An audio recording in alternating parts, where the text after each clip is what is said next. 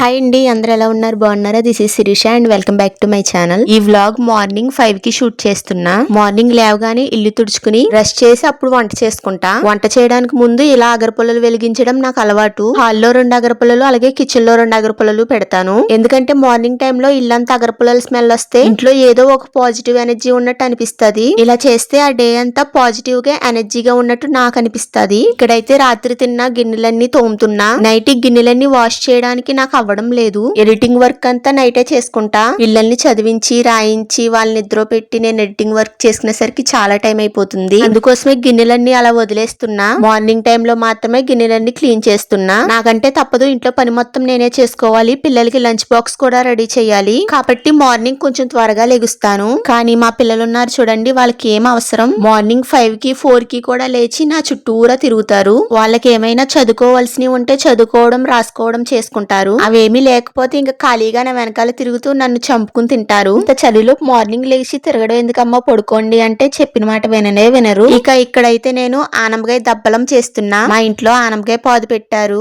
ఆ పాదుకి బోలెడు ఆనపకాయలు వస్తున్నాయి. రోజు ఆనపకాయ కర్రీయే సరిపోతుంది. ఏం చేస్తాం మరి, ఆనపకాయలు ఊరికి పిచ్చ కింద కాస్తున్నాయి. అలా కాసినప్పుడు వండుకుని తినాలి కదా. 3 రోజుల క్రితం సగం ఆనపకాయ వండాను, ఇప్పుడు ఇంకొంచెం వండుతున్నా. ఈ ఆనపకాయ కర్రీ చేసిన ప్రతి రోజు కూడా మా ఆయన ఆనపకాయ దబ్బలం చేయొచ్చు కదా అని నా బుర్ర తినేస్తున్నారు. ఫైనల్ గా ఈ రోజు తన కోరిక మేరకు ఆనపకాయ దబ్బలం చేస్తున్నా. ఈ ఆనపకాయ దబ్బలాలు పులుసులు తినాలంటే చాలా కష్టమండి నాకు. కాకపోతే ఏం చేస్తాం, తప్పదు కదా. మా ఆయన కోసం నేర్చుకుని మరీ వండుతున్నా. ఆనపకాయ దబ్బలం వండడం ఇదే ఫస్ట్ టైం. ఏం లేదు, ఆనపకాయ ముక్కలు కొంచెం పెద్ద పెద్ద ముక్కలుగా కోసుకుని అందులో పచ్చిమిర్చి అలాగే ఉల్లిపాయలు కొంచెం పసుపు సాల్ట్ కారం వేసి కొన్ని వాటర్ పోసి బాగా మెత్తగా ఉడికించుకోవాలి. కుక్కర్ లో పెట్టానని విజిల్స్ పెట్టానని అనుకోకండి, నార్మల్ గా ఉడికిస్తున్నా. కరెక్ట్ గా టైం కి అక్కడ నాకు కుక్కర్ కనిపించింది, అందుకోసం కుక్కర్ లో వేసి ఉడికిచ్చేస్తున్నా. మూత పెట్టి ఉడికిస్తే ఆనపకాయ త్వరగా ఉడుకుతుందని మూత పెట్టి ఉడికిస్తున్నా. అది గ్యాస్ మీద పెట్టాం కదా, అది అలా ఉడుకుతూ ఉంటుంది. ఈ లోపు పిల్లలకి జడలు వేస్తాను. స్కూల్ డ్రెస్ కి మ్యాచింగ్ రిబ్బలతో జడ వేయాలి.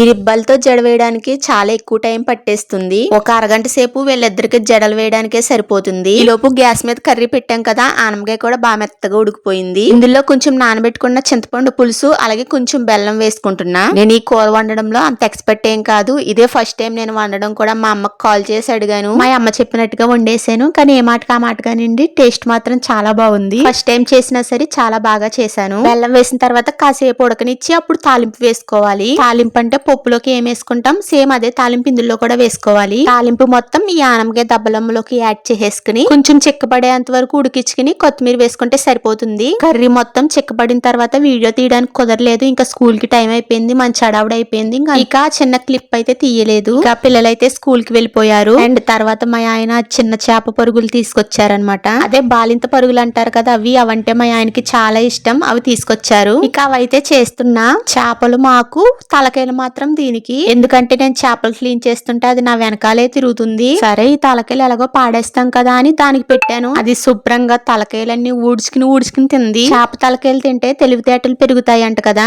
అందుకోసమే ఈ పిల్లికి తెలివితేటలు బాగా పెరగాలని చేప తలకాయలు పెడుతున్నా. జస్ట్ ఫన్నీగా అంటున్నా, ఎలాగో పాడేస్తాం కదండి, పాడేసే బదులు దీనికి పెడితే కడుపు నిండా తింటుంది కదా అని దీనికి పెడుతున్నా. ఇప్పుడు నేను మీకు ఒక ఫన్నీ క్లిప్ చూపిస్తా, లాస్ట్ వరకు చూడండి, అస్సలు మిస్ అవ్వద్దు. నన్ను అక్క నువ్వు ఏదైనా వెరైటీస్ చెయ్యి అంటున్నారు, కాకపోతే నేను చేస్తానికి అయితే కుదురుతున్నా. పిల్లలు స్కూల్కి వెళ్తున్నారు, వస్తున్నారు, హోంవర్క్ రాస్తున్నారు. నేను వాళ్ళకేమో టుడే నుంచి ఎగ్జామ్స్ కాబట్టి చెప్పమంటున్నాను. కాబట్టి చదువుతూనే సరిపోతుంది. అందుకని నన్ను ఇలా ఈరోజు వెరైటీగా ఏదైనా చెయ్యి అంటున్నారు కాబట్టి చేస్తున్నా. ముందనేది ఇలా చేసుకోవాలి. అక్క చాలా మంది నువ్వు ఇలా చేస్తే చాలా బాగుంటుంది, నువ్వు ఏంటి అసలు వీడియోస్ చేస్తా అంటున్నారు అని చాలా మంది అంటున్నారని ఈరోజు చేస్తున్నా. రికార్డింగ్ కూడా మనం వీడియో తీసుకున్నప్పుడే చెప్తారు కొంతమంది అయితే, కానీ నేను అలా కాదు. ఇలాగైతే కుక్ చేసుకున్న తర్వాత ఇది కూడా ప్లేట్లో తీసేసుకోవాలి. ఇంక రెడీ అయిపోయింది. నచ్చితే లైక్ కొట్టండి.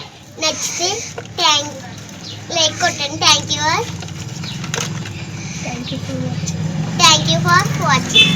నచ్చితే లైక్ కొట్టండి. బాయ్.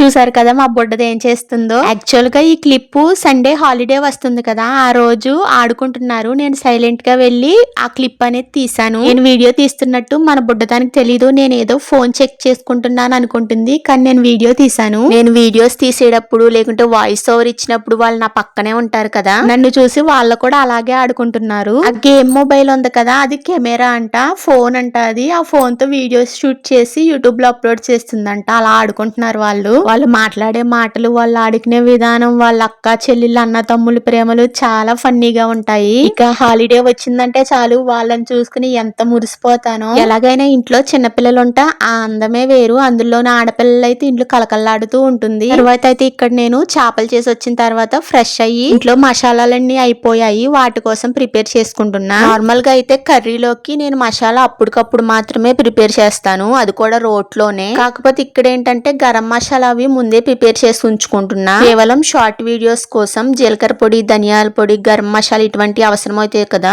సో అప్పటికప్పుడు ప్రిపేర్ చేయడం కుదరదు కాబట్టి ఇలా ముందుగా రెడీ చేసి వీడియోస్ కోసం మాత్రమే రెడీ చేసి స్టోర్ చేసుకుంటా. వీడియో షూట్ లేనప్పుడు నేను ఈ మసాలా వాడను, అప్పటికప్పుడు నేను రోట్లో రెడీ చేసుకుని అప్పుడు ఆ మసాలా యూస్ చేసుకుంటా. ధనియాల పొడి, జీలకర్ర పొడి, అలాగే గరం మసాలా, అల్లం వెల్లుల్లి పేస్ట్, ఈ 4 కూడా రెడీ చేసుకుని పెట్టుకుంటున్నా. ఫ్యూ డేస్ నుంచి మిక్సీ గిన్నెలు 3 కూడా వర్క్ అవ్వడం లేదు. ఒక గిన్నె తర్వాత ఇంకో గిన్నె, అలా 3 గిన్నెలు కూడా పోయాయి. ఈ రోజే చక్కగా రిపేర్ చేయించాను. మళ్ళీ అవి పోగొట్టే వరకు నా ప్రాణం కుదురుండదు అనమాట. ఏదోటి ఇలాంటివి చేస్తూనే ఉంటాను. ఇప్పుడు నేను ప్రిపేర్ చేస్తున్న మసాలాలన్నీ కూడా నాకు 2 వారాల వరకు వస్తాయి. ఆల్రెడీ మసాలాలన్నీ ఎలా ప్రిపేర్ చేసుకోవాలో నేను లాగ్ వీడియో తీసి పెట్టాను. బిర్యానీలోకి గానీ, కర్రీలోకి గానీ, ఫ్రైస్ లోకి, దేనిలోకైనా సరే ఈ మసాలా ఒక్కటి సరిపోతుంది, ఇంకేం అవసరం ఉండదు. కర్రీ కూడా చాలా టేస్టీగా ఉంటుంది. వీడియో చూడకపోతే ఒకసారి లింక్ కింద ఇస్తాను, చూడండి. ఈ మసాలా ఎలా చేయాలో నాకు మా చెల్లి నేర్పించింది. ఇది ఒకసారి తను రెడీ చేస్తుండగా ఎలా చేస్తున్నావు అని అడిగాను, సో తను చెప్పింది. ఆ తర్వాత నేను ట్రై చేశాను.